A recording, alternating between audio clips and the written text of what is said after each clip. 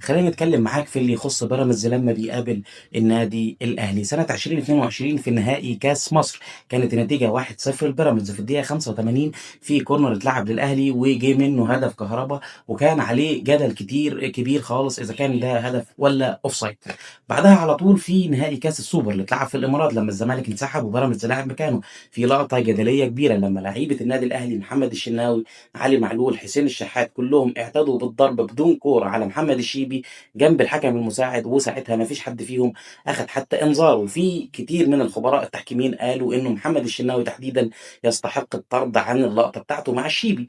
نيجي بعدها لسيزون 2024 في الماتشين بتوع الدوري الذهاب والاياب اللي كانوا هيحددوا بشكل كبير مين بطل الدوري.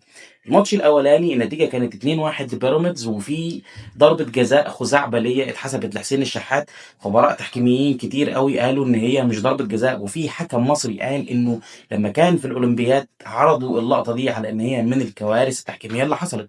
الماتش اللي بعده اللي كان في الدفاع الجوي في الدقيقه 5 كان في كوره لوليد الكارتي، كل الخبراء التحكيميين قالوا ان هي ضربة جزاء، حتى الكابتن سيد عبد الحفيظ في برنامج القهوة مع فايق قال ان هي ضربة جزاء.